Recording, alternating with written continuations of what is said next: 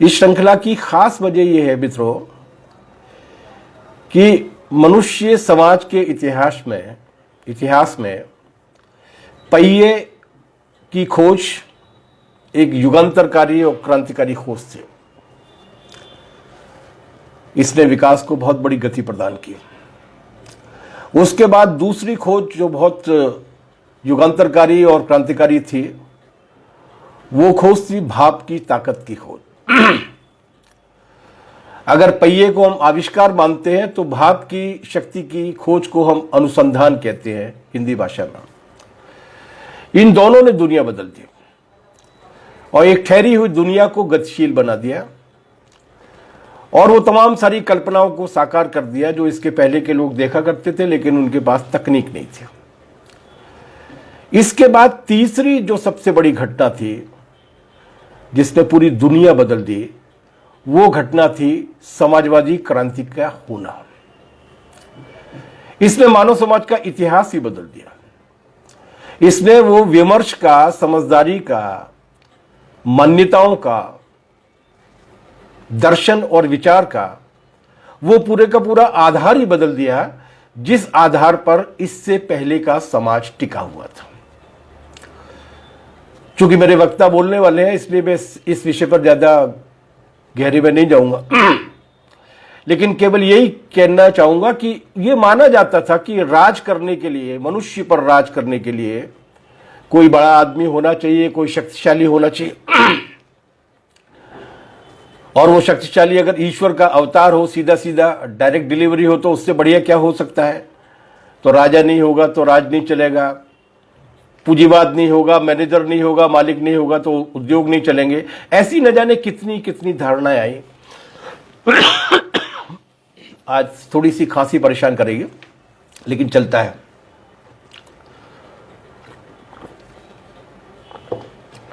लेकिन इस समाजवादी क्रांति ने उस पूरी की पूरी धारणा को बदल दिया। मजदूर ने राज करना सीख लिया, और राज करना सीख ही नहीं लिया बल्कि इस तरीके से राज चलाया 70-80 साल तक कि आज भी दुनिया उसकी चकाचौंध से वापस नहीं हो पाई है। इस पहलुओं पर हमारे साथी लोग बोलेंगे, मैं इस बारे में कुछ नहीं बोलने वाला। मैं बहुत ईमानदारी से कहना चाहता हूं कि आज कोई ज्ञान नहीं होगा, आज कोई प्रवचन नहीं होगा, आज केवल कहानियां होंगी। हम कुछ कहानियां सुनेंगे, कुछ कहानियां सुनाएंगे। दुनिया के एक बहुत बड़े साहित्यकार हैं एडवर्डो गैलियानो। उन्होंने ये कहा है कि मनुष्य का निर्माण अणु या परमाणुओं से नहीं हुआ, मनुष्य का निर्माण कहानियों से हुआ है। और ये बात बिल्कुल सही है। कहानियां हमें परवरिश के रूप में मिलती हैं, कहानियां हमें अनुभव के रूप में मिलती हैं, कहानियां हमें प्रेरणा के रूप में हमारे काम आती हैं। कहानियां हमारे आगे के मार्ग को प्रशस्त करने के लिए, आत्मविश्वास देने के लिए भी काम आती हैं। हम कुछ कहानियों पर बात करेंगे। उन कहानियों के जरिए ही जानने की कोशिश करेंगे कि जो आज का हमारा विषय है कि समाजवादी क्रांति ने नई मनुष्यता का निर्माण कैसे किया और उसकी उपलब्धियां क्या थी। उपलब्धियों के बारे में हमारे वक्ता बोलने वाले हैं। कल के भाषण में भी मेहनतकश जनता के लिए उन्होंने क्या किया था वो भी बताया गया। संध्या के भाषण में महिलाओं के लिए उसने क्या क्रांतिकारी बदलाव किए थे समाजवादी क्रांति ने, वो बतलाए गए। बाकी हमारे जो वरिष्ठ नेता बोलने वाले हैं वो अलग अलग आयामों के बारे में बोलेंगे, राजनीति में, समाज में, दुनिया में, पृथ्वी में, इस सब में क्या बदलाव हुए। लेकिन इस सारे झंझट का मूल क्या है? अलग अलग विचार, अलग अलग पार्टियां, अलग अलग आंदोलन, अलग अलग तरीके की समझदारियां। इस सारे झंझट का मूल है इंसान और इंसान के बीच का रिश्ता। इसका मतलब यह है कि सारी राजनीति, चाहे वो सत्ता वर्ग की राजनीति हो, चाहे वो शोषित वर्ग की राजनीति हो, सारी राजनीति का मूल यह है कि वो एक नए तरीके के मनुष्य का निर्माण करना चाहती है। जो हुकूमत करने वाले लोग हैं वो शासित वर्गों का, ऐसे आज्ञाकारी समुदाय का, ऐसे आज्ञाकारी समाज का निर्माण करना चाहते हैं जो सवाल नहीं उठाए, जो मांग नहीं करें, रोबोटों की तरीके से चले तो बहुत अच्छी बात है। और जो शोषितों की अगुवाई करने वाले हैं, जो मेहनत का जनता की अगुवाई करने वाले लोग हैं, वो चाहते हैं कि एक ऐसा समाज बने, एक ऐसा मनुष्य बने जो मनुष्य सवाल उठाना जानता हो, जो विश्लेषण करना जानता हो और केवल विश्लेषण बताना नहीं जानता हो, उस विश्लेषण को हासिल करना भी जानता हो, उसके लिए संगठित होना जानता हो। तो इस तरीके से एक नए मनुष्य का और नए समाज का निर्माण मुख्य चिंता रही है आज तक, जितना भी विमर्श हुआ है या जितनी भी राजनीति होती है या जितनी भी गतिविधियां होती है, जितने भी साहित्य रचे जाते हैं या जो भी कुछ होता है। मार्क्स ने इस बात को अपनी उस बड़ी किताब में नोट किया है जिसे हम अक्सर पढ़ना टाल देते हैं क्योंकि हमें लगता है कि बहुत मोटी है और पता नहीं कितनी ज्यादा गंभीर होगी। उसका नाम है दास कैपिटल, पूंजी। उस पूंजी में एक जगह वो बात ये कहते हैं कि ये जो उत्पादन की प्रक्रिया है, उत्पादन जो है वो लोगों के लिए सिर्फ माल ही पैदा नहीं करती वो प्रक्रिया, बल्कि माल के लिए लोग भी पैदा करते हैं। उत्पादन प्रक्रिया सिर्फ प्रोडक्ट्स तैयार नहीं करती है जिसको कंज्यूम किया जाता है, बल्कि एक ऐसा समाज भी रचती है, ऐसा मनुष्य भी बनाती है जो उस प्रोडक्ट के उपभोग के लायक होते हैं। ये सिद्धांत केवल पूंजीवाद पे लागू नहीं होता, यह सिद्धांत सारी उत्पादन प्रणालियों पर लागू होता है। इसका मतलब समाजवाद पे भी लागू होता है। इस हिसाब से समाजवाद का काम सिर्फ नई उत्पादन प्रणाली कायम करना नहीं है। समाजवाद का काम केवल शोषण विहीन समाज की रचना नहीं है, बल्कि उसका मकसद एक ऐसा नया समाज बनाना है। और चूंकि समाज मनुष्यों का होता है, लिहाजा उसका काम नए तरीके के मनुष्य तैयार करना है। क्या ऐसा हुआ? चलिए, जहां जहां समाजवाद आया वहां ऐसा हुआ क्या? कुछ छुटपुट सच्ची कथाओं से अपन उनको आंकने की कोशिश करते हैं। कुछ कहानियां देखते हैं जो उस दौर में घटी हुई, कहानियां का मतलब है कि उस दौर में घटी हुई घटनाओं के वृतांत देखते हैं। ये जो समाजवादी क्रांति थी वो अपने आप में इंसानियत और मनुष्यता की कुर्बानियों के उत्कर्ष की कहानी है खुद अपने आप में। लोगों ने जाने दी, अपने लिए नहीं, एक ऐसे नए समाज का निर्माण करने के लिए जिसमें उनके जैसे हाड़ मास के लोगों को किसी का गुलाम बनकर न रहना पड़े। रूस में उस जमाने में कैलेंडर चला करता था जिसे वो कुछ ही नाम देते थे, शायद ग्रेगोरियन कैलेंडर या जो भी था। उसके हिसाब से उस दिन 25 अक्टूबर की तारीख थी।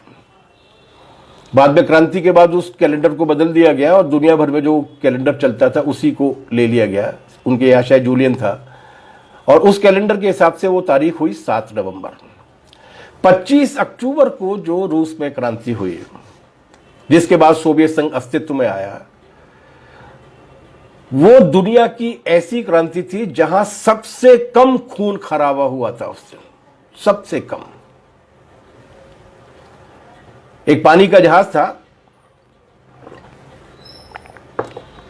उस पानी के जहाज से संकेतक गोला छोड़ा गया और जैसे ही उस गोले की आवाज आई, जैसे ही उस धमाके की आवाज आई, वैसे ही वहां पर जितने भी मजदूर और किसान इकट्ठा थे, communist party of Soviet union के नेतृत्व में, जो उस वक्त सीपीएसयू बोल्शेविक हुआ करती थी, वो सारे लोग महल की ओर चले, केरेंस्की के राजप्रसाद की ओर चले, जार के महल की ओर चले और घुसते चले गए। उनका प्रतिरोध करने वाला कोई नहीं था। और उसके बाद उन्होंने उस महल पर, जो उस वक्त सत्ता का प्रतीक माना जाता था, उस पर कब्जा कर लिया। और कब्जा करने के बाद घोषित कर दिए कि अब यहां पर मजदूरों का राज होगा। उसके बाद किस तरीके के अध्यादेश निकाले गए, डिक्रीज निकाली गई, कुछ कल भी बताया गया था, कुछ आने वाले दिनों में बताया जाएगा, वो हमारा विषय नहीं। लेकिन एक भी मौत नहीं हुई थी, कोई मुठभेड़ नहीं हुई थी, कोई गोलियां नहीं चली थी। उस वक्त इतनी शक्ति के साथ उस पर राजप्रसाद पर, जो वहां की सत्ता का प्रतीक माना जाता था, उस पर जाकर कब्जा किया था। बड़ी दिलचस्प कहानी है उसकी। दुनिया का सबसे अय्याश और रईस राजा था जार। उस वक्त जो जार राज करता था वो जार निकोलस द्वितीय था, निकोलस सेकंड, सबसे रईस आदमी था। लेकिन मजेदार बात यह है कि सैकड़ों हजारों की संख्या में ये जो मजदूर किसान उस पर कब्जा करने के लिए और क्रांति करने के लिए घुसे थे, उसका एक भी सामान वहां से नहीं उठाया गया। हीरे जवाहरात तो न जाने कितनी चीजें वहां पर मौजूद थी, लेकिन एक भी सामान को छुआ तक नहीं गया। यह है समाजवादी क्रांति की मनुष्यता। वो लूट खसोट करने के लिए नहीं गए थे, वो मारकाट करने के लिए नहीं गए थे, मुकाबला करने के लिए गए थे, कब्जा करने के लिए गए थे। और इतनी बड़ी भीड़ के बाद भी, और हर भीड़ के साथ तो लेनिन नहीं थे, लेकिन इस पूरी भीड़ इस मामले में संस्कारित थी कि नहीं। एक आध दो लोगों ने जो आए थे उसी दिन वहां पर पहुंचे थे और अचानक भीड़ में शामिल हो गए थे। एक आध दो लोगों ने जब ऐसी कोशिश की तब उनको उन्हीं सैनिकों ने, उन्हीं मजदूरों ने जो रातों रात सैनिक बने थे, उन्हीं मजदूरों ने रोककर उनसे ये कहा कि नहीं, अब तक ये जार की संपत्ति थी, लेकिन अब ये रूस की मेहनतकश जनता की संपत्ति है, इसे कोई नहीं छुएगा। एक अमेरिकी पत्रकार गए थे, उस वक्त उन्होंने एक दिलचस्प कहानी लिखी है उस पूरी घटना की। ये जो मैं जानकारी आपको दे रहा हूं वो उस अमेरिकन पत्रकार की है, और वो अमेरिकन पत्रकार जॉन रीड नहीं थे जिनकी वो मशहूर किताब है 10 दिन जब दुनिया हिल उठी। वो अल्बर्ट विलियम रीस थे और वो कम्युनिस्ट नहीं थे उस वक्त। वो ये लिखते हैं कि एक के बाद एक करके मजदूर आते थे और जार के बेडरूम में जाकर उस पलंग पर लेटते थे जिस पलंग पर वो सोया करता हुआ। मुझे हंसी आ रही है कि कितनी मतलब मासूम शरारत थी। जब इस पत्रकार ने उनसे पूछा एक मजदूर से कि ऐसा क्यों कर रहे हैं, बोले ये देखना चाहते हैं कि वो कमबख्त इस पलंग पर कितने आराम से सोता था। तो वो उनकी उत्सुकता केवल वही थी जो एक वर्गीय चेतना से लैस व्यक्ति में हो सकती है, कि वो जानना चाहते थे कि ये आदमी ऐसा, इसका कौन सा आरामदेह पलंग था कि दुनिया भर की और पूरे रूस की जनता की मुश्किलों से बेपरवाह होकर वो सोता रहता था। ये एक तरीके की विडंबनापूर्ण मजाक था, व्यंग था जो किया गया था। इसके अलावा कोई भी अनुशासनहीनता की घटना या लूटपाट की घटना वहां पर नहीं हुई। यह है समाजवाद किस तरीके के मनुष्य का निर्माण करता है, उसका उदाहरण जो समाजवादी क्रांति के पहले दिन की घटना से मैंने आपके बीच में रखा। लेकिन ऐसा नहीं है कि रूस की मेहनत का जनता ने कुर्बानी नहीं की। 7 नवंबर को कुछ नहीं हुआ, लेकिन 7 नवंबर के बाद उस रूस की क्रांति को कुचलने के लिए 7 नवंबर 1917 से लेकर अक्टूबर 1922 पूरी 5 साल तक लगातार रूस में गृह युद्ध चला है। 14 देशों की सेनाओं ने साम्राज्यवादी देशों के साथ मिलकर रूस पर हमला बोला, और जिन सामंतों से उनके राज छीने गए थे, जिन पूंजीपतियों से उनकी संपत्ति छीनी गई थी, उनके गुंडा गिरोह भी आए। और ये गृह युद्ध लगातार चलता रहा। रूस के अलग अलग कोनों में चला, किर्गिजिस्तान में चला, उज्बेकिस्तान में चला, जॉर्जिया में चला, इवन मॉस्को में चला, पीटर्सबर्ग में चला। और इनमें लड़ने के लिए उस वक्त चूंकि कोई उस तरीके की सुगठित सेना नहीं थी, हालांकि रूस की सेना, जार की सेना का बहुमत जो है वो बोल्शेविकों के साथ आ गया था, नई क्रांति के साथ आ गया था। लेकिन उस वक्त उन्होंने यही कारखाने में काम करने वाला मजदूर था जिसने उस क्रांति को अंजाम दिया था। यही उस वक्त बोल्शेविक पार्टी के साथ जुड़े हुए मेहनतकश और किसान लोग थे जो रूस के कोने कोने में गए और हजारों की संख्या में कुर्बानियां दी गईं। 5 साल तक चले हुए उस गृह युद्ध में इन लोगों ने कुर्बानी देकर उस क्रांति के लिए कुर्बानी दी जो क्रांति अभी अभी जन्मी थी, जिस क्रांति की रक्षा करना बहुत जरूरी था, जैसा अनुभव पूरी दुनिया में उससे पहले कभी नहीं हुआ था। उस अनुभव को पूरा करने के लिए संघर्ष हुआ। लेकिन इसके बाद भी उनमें कितनी इंसानियत थी। अभी 17 अक्टूबर को भारत के कम्युनिस्ट आंदोलन की स्थापना के 100 साल जब बनाए गए, उस सिलसिले में कम्युनिस्ट आंदोलन के इतिहास में जाने का जो मौका मिला तो उसमें काफी दिलचस्प जानकारियां प्राप्त हुई। जैसे बहुत सारे मुहाजिर थे उस वक्त जो तुर्की में चूंकि खलीफा को हटाकर तुर्की पर राज करने की कोशिश ब्रिटिशर्स ने की थी, अंग्रेजों ने की थी। उसके विरोध में पूरी दुनिया भर से, खासतौर से एशिया से, खासतौर से भारतवर्ष से बड़ी संख्या में मुस्लिम गए थे जो हिजरत करने के लिए या खिलाफत के लिए गए थे। उनकी समझ में नहीं आया था, भावावेश में गए थे। लेकिन उन्हें भी वहां पर ये जो गृह युद्ध वाला मामला था, उस गृह युद्ध में जो दूसरे जो शोषकों की और साम्राज्यवादी देशों की सेनाएं थी, उन्होंने पकड़ लिया और ऐसे अनेक वृत्तांत मिलते हैं, जिन वृत्तांत में लाल सेना ने जब कब्जा किया और उस समूह को, उस गुंडा गिरोह को जब हराया, तो बहुत सारे भारत के मुहाजिर निकल कर आए, उनको वो आज़ाद करा के लाए। उनके पास कपड़े नहीं थे, उनके पास खाना नहीं था, उनके पास पैसे नहीं थे। ये सब न केवल दिया बल्कि इंडिया हाउस खोला गया ताशकंद में, ताकि ये जितने भी मुहाजिर हैं जो उन प्रतिक्रांतिकारियों के कब्जे से आज़ाद किए गए हैं, उनको मेहमान की तरीके से रखा जाए। वो खुद उनके पास खाने के लिए नहीं था। वो जो रूस की क्रांति की हिफाजत करने के लिए जो सैनिक और किसान और मजदूर गए थे, उनके पास खुद अपने पोषण के लिए पर्याप्त आहार नहीं था, क्योंकि संकट था, गृहयुद्ध था।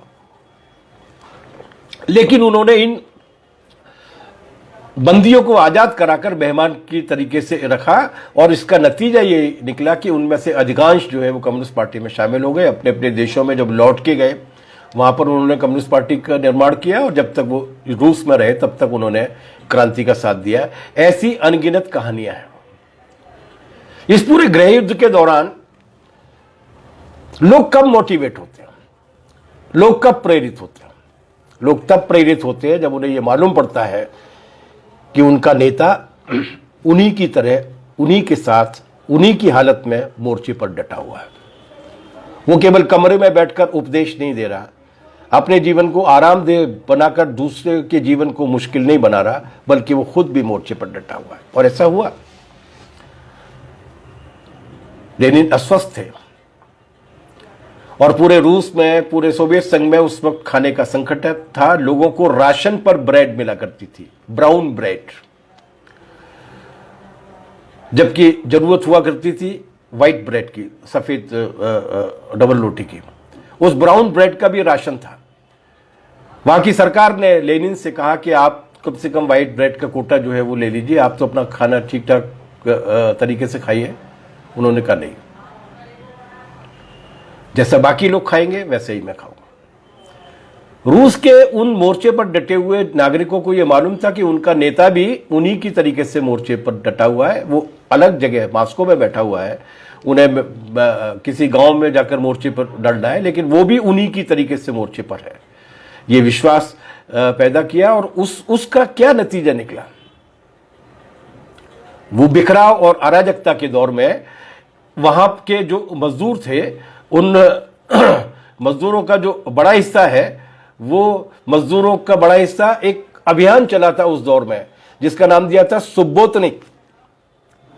सुब्बोतनिक का मतलब यह हुआ करता था कि पूरे सप्ताह भर काम करने के बाद, 6 दिन काम करने के बाद, रविवार की जो छुट्टी मिला करती थी कारखाने के मजदूरों को, कॉलेज के विद्यार्थियों को, लेखकों को, कवियों को, पत्रकारों को, उस छुट्टी का इस्तेमाल वो आराम के लिए नहीं करते थे, और उस दिन अपने टोलियां और समूह बनाकर किसी नजदीकी गांव में जाया करते थे, और वहां पर स्कूल बनाने का काम, कुआं खोदने का काम, बिल्डिंग बनाने का काम, खेती की जुताई करने का काम, जो काम उस वक्त मुश्किल में था, उस काम को करने में अपना योगदान दिया करते थे।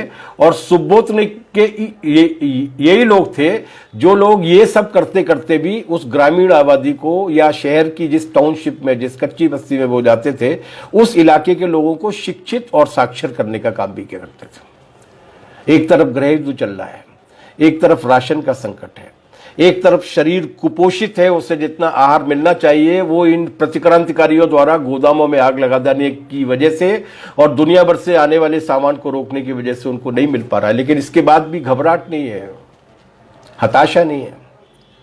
वो जा रहे हैं और छुट्टी के दिन का इस्तेमाल अपनी सुविधा के लिए नहीं कर रहे हैं, छुट्टी के दिन का इस्तेमाल कर रहे हैं क्रांतिकारी समाजवाद के निर्माण में अपनी भूमिका के जरिए।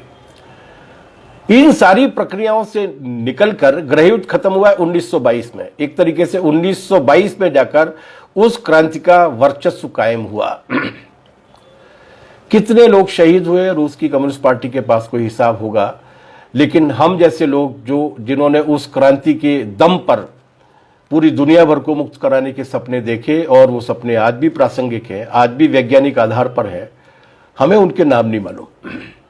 हो सकता है 2-4 पीढ़ियों के बाद कुछ महत्वपूर्ण लोगों के नाम याद होंगे, बाकी लोगों के नाम नहीं होंगे, लेकिन उनका जो योगदान था आम इंसान का जो योगदान था वो कुर्बानियां व्यर्थ चली गई? क्या वो कुर्बानियां किसी काम नहीं आई? नहीं, एक नई तरीके की मनुष्यता का निर्माण हुआ।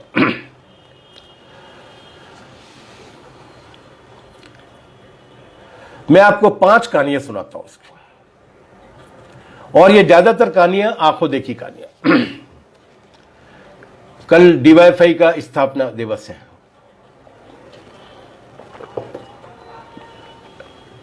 डीवाईएफआई के नुमाइंदे के नाते हिंदुस्तान के नौजवानों और विद्यार्थियों का एक डेलीगेशन गया था शायद 1984 में। उस डेलीगेशन में जाने का हमें मौका मिला था। किर्गिजिया नाम का एक छोटा सा प्रदेश था जहां की 60-70% आबादी जो है वो गडरिया थी, गौपालक थी। गाय वहां पर कम होती है, ये लोग भेड़ पालने और बकरी पालने का काम किया करते थे। उनके लिए क्या काम किए गए क्या नहीं किए गए वो विषय नहीं है, लेकिन अद्भुत काम थे वो।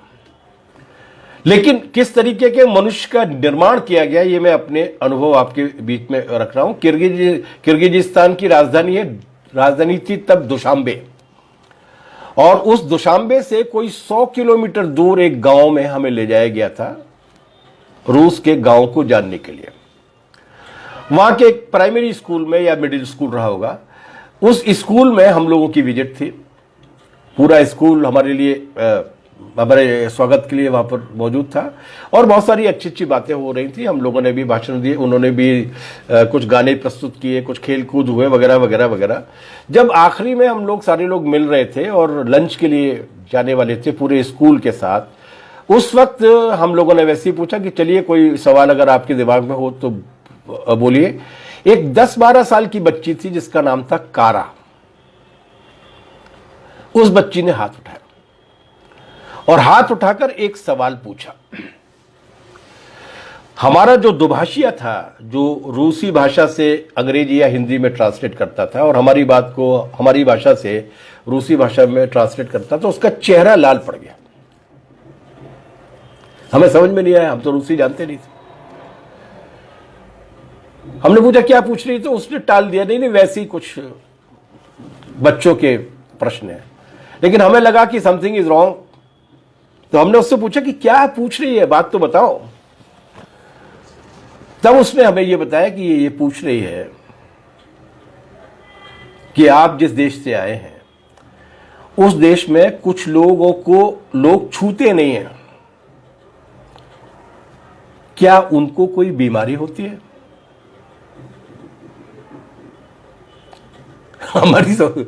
हमारा क्या हुआ वो तो छोड़िए आप, लेकिन एक 10-12 वर्ष की बच्ची को भी उन्होंने दुनिया की तमाम सारी मनुष्यताओं की पीड़ाओं के बारे में शिक्षित किया था।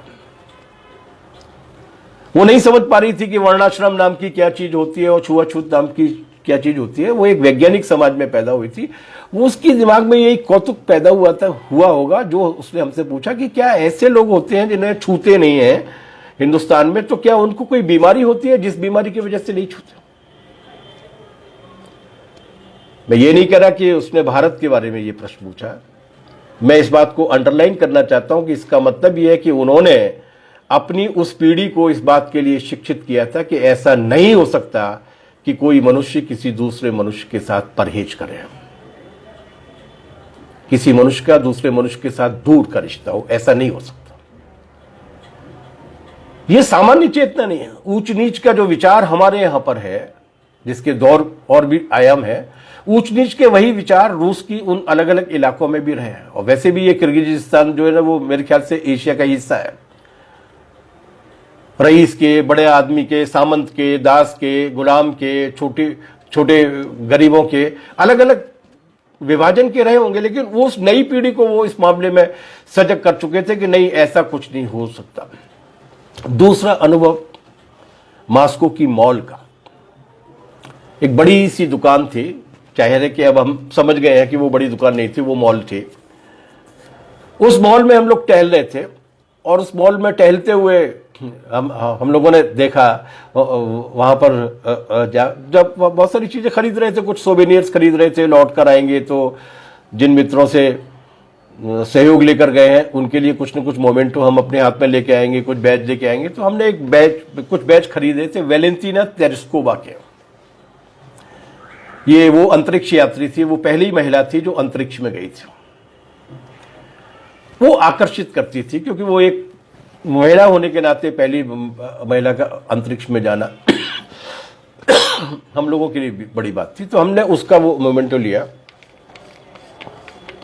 हमारे बगल में एक रशियन मध्यम वर्गीय मतलब मध्य आयु के रहे होंगे, 40-45 साल के, वो भी खरीदारी कर रहे थे।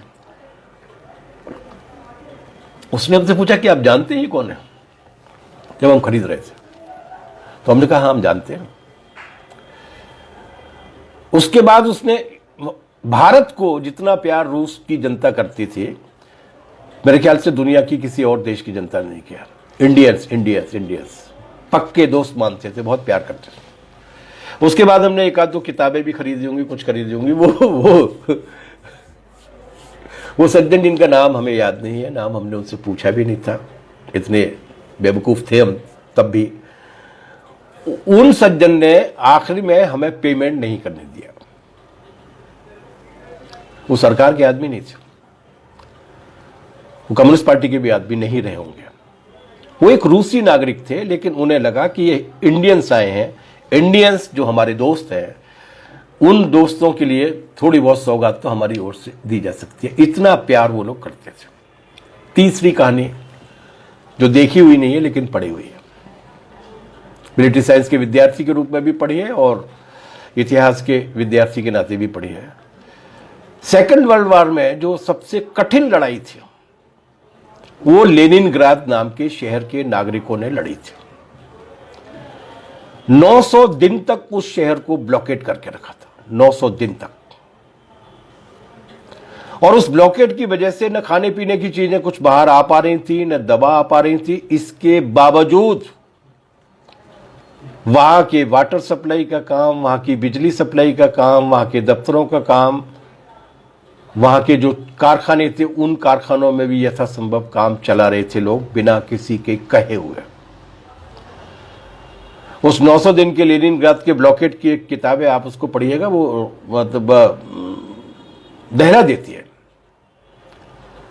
खाने के लिए कुछ नहीं है, या खाने के लिए जो है वो पर्याप्त नहीं है। 900 दिन से घिरे हुए हैं, बीमारियां भी हैं, 25 चीजें हैं।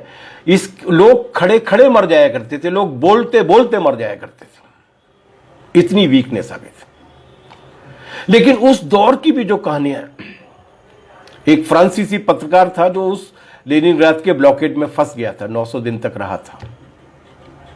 उस फ्रांसीसी पत्रकार ने कहा कि लोग मर रहे थे, लेकिन इसके बावजूद लोग ये कोशिश कर रहे थे कि बुजुर्गों को और बच्चों को जो भी आहार उपलब्ध है उसमें से उन्हें पहले दिया जाए, उनकी जिंदगी को बचाया जाए। बदहवास ही नहीं थे। वो ये कह रहे थे कि कभी चोरी छिपे अगर कोई सामग्री आ जाती थी बटने के लिए, या एक आध हवाई जहाज से कोई पैकेट्स वगैरह लैंड करा दिए जाते थे, जो बहुत कम होता था, एक आध महीने में होता था, उसमें भी कोई भीड़ नहीं जाती थी, कोई झूमा झटकी नहीं होती थी, बल्कि उसी प्लानिंग के हिसाब से कि पहले बच्चों को दिया जाएगा, उसके बाद बुजुर्गों को दिया जाएगा, उसके बाद अगर बचेगा तो लेंगे। हजारों की संख्या में लोग मारे गए थे लेनिनग्राद में, लेकिन वो लड़े नहीं। वो जानते थे कि तो उस समाजवाद ने एक ऐसी मनुष्यता पैदा कर दी थी जो मौत को सामने देखकर भी घबराते नहीं थे, जो मौत को सामने देखकर भी उसका एनिमल इंस्टिंक्ट नहीं जागता था, उसका पशुत्व नहीं जागता था, उसका मनुष्यत्व बचा रहता था। इस बात की कोशिश करता था कि नहीं, जो जरूरतमंद है, जो हमसे ज्यादा जरूरतमंद है, उनके पास वो राहत पहुंचनी चाहिए। और वो केवल बर्लिन में गई, स्टालिनग्राद से लौटी हुई बर्लिन को पहुंची हुई फौजें ही नहीं थी। उस लेनिनग्राद का नाम बदल के आजकल वोल्गोग्राद कर दिया गया है शायद। लेकिन ये लेनिनग्राद के लोगों की दृढ़ता थी कि उन्होंने घेराबंदी के बावजूद भी 900 दिन तक उनको नहीं घुसने दिया अंदर, और अंततः उनको पराजित किया। उस वक्त क्या रवैया था? दुनिया की सेनाओं के रिकॉर्ड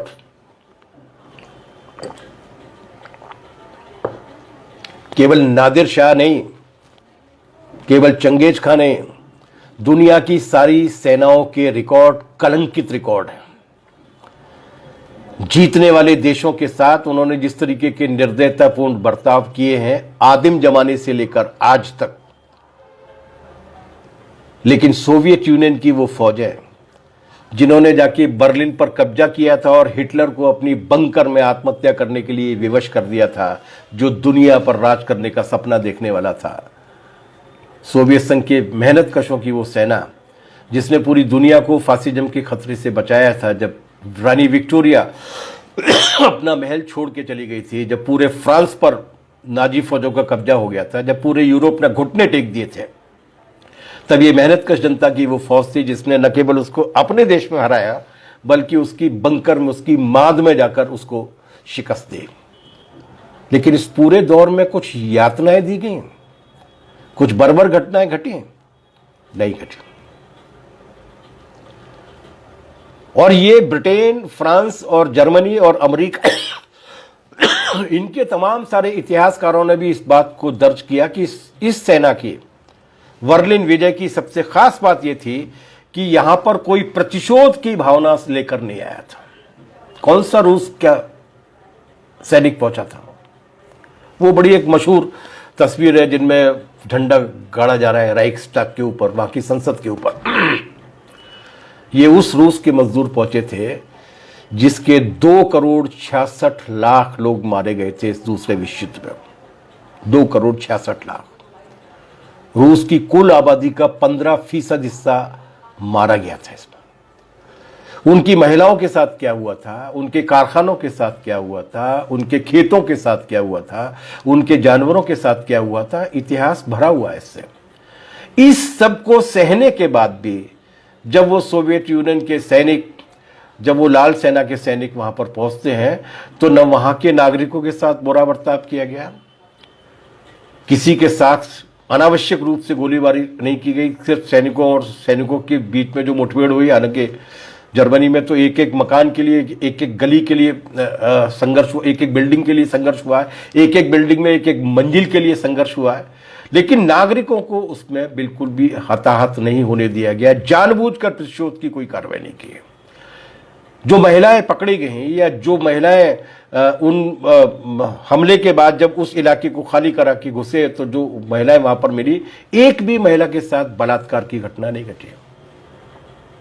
वो भी सैनिक थे और वो एक ऐसे देश के सैनिक थे जिसकी 15% आबादी को ये दुष्ट मार चुके थे, लेकिन इसके बाद भी नहीं हुए। और इसके लिए सबसे ऑथेंटिक कहानी किसी ने अगर सुनाई है तो हिटलर की बंकर में जब लाल सेना घुसती है और वहां पर जो लोग पकड़े जाते हैं, काफी लोगों ने आत्महत्या कर ली थी, लेकिन जो लोग पकड़े जाते हैं उसमें बहुत सारी नारियां भी होती हैं, महिलाएं भी होती हैं।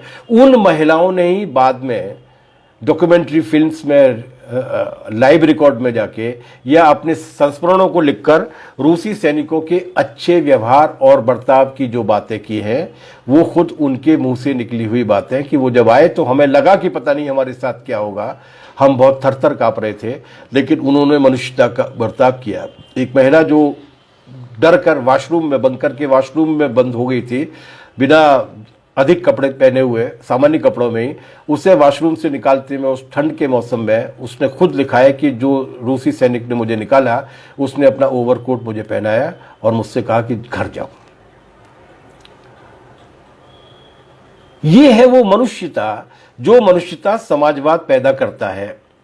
अभी ताजा मिसाल देख लो, क्यूबा के डॉक्टर्स इस आधी दुनिया में काम कर रहे हैं, 103 देशों में।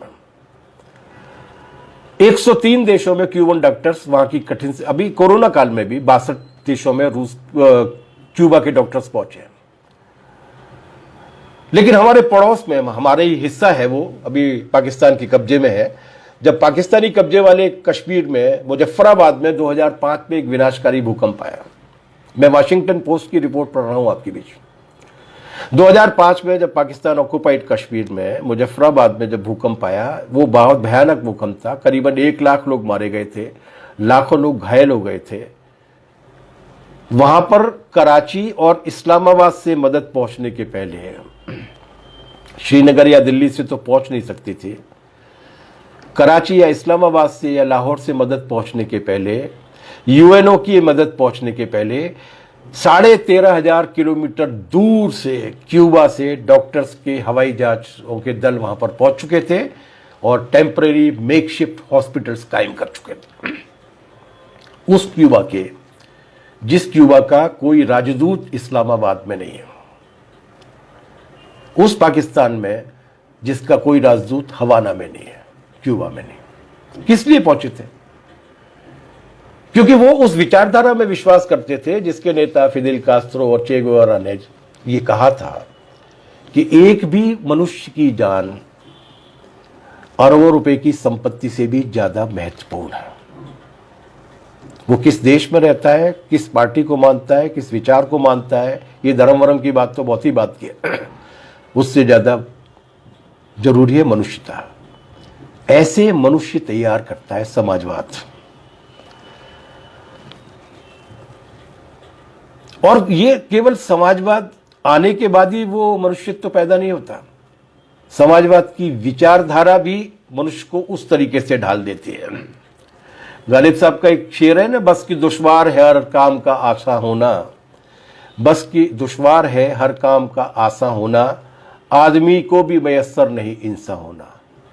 ये समाजवाद के आने की पहली की बात है और समाजवादी विचारधारा मार्क्सवाद के आने के पहले की बात है। वरना गालिब को इस तरीके से शेर नहीं लिखना पड़ता और वो ये लिखते कि इंसान बनने के लिए बहुत आसान है, अगर वो मार्क्सवादी या समाजवादी हो जाता है तो। कैसे? ये अपने मुंह मियां मिट्टू बनने वाली बात नहीं है। समाजवादी विचार भी व्यक्तित्व को पूरी तरीके से बदल देता है। सिर्फ समाजवाद की उत्पादन प्रणाली ही नए इंसान नहीं गढ़ती, बल्कि उसका विचार भी नए मनुष्य बनाता है। ये जो बार बार छपता रहता है, माणिक सरकार सबसे गरीब मुख्यमंत्री और ज्योति बसु 26 साल तक मुख्यमंत्री रहे, इसके बाद भी उनकी कोई संपत्ति नहीं, कोई मकान नहीं, बल्कि जो संपत्ति थी वो और दान दे दी। ये एम एस नंबूदरी, जितने भी सीपीआईएम के या वामपंथी आंदोलन के जो नेता हैं, उनके सादा जीवन के बारे में जो चर्चाएं होती है, क्या उनको क्या वैराग्य है? नहीं, बल्कि कम्युनिस्टों से ज्यादा पूर्णता के साथ जीवन जीने की कामना और किसी के पास नहीं होती। प्यार भी करता है, स्वाद भी रखता है, लेकिन वो ये अपने निजी हित के लिए नहीं रखता, ये सबके लिए सोचता है। और इसीलिए ये जो निजी कमाई या सुविधा भोगिता, उसके आसपास नहीं भटकते, क्योंकि वो ये विचार से ये जानता है कि इतने सारे वंचितों के बीच में उसके द्वारा इसका अकेले ही उपभोग या इस्तेमाल करना अपराध है। जैसा मार्क्स ने कहा है ना कि ये जो अतिरिक्त मूल्य या जो मुनाफा है, वो दरअसल चोरी किया गया पैसा है, हड़पा गया पैसा है। उसमें किस तरीके की हिस्सेदारी हो सकती है जब तक सारे लोगों के पास वो हक नहीं पहुंचते।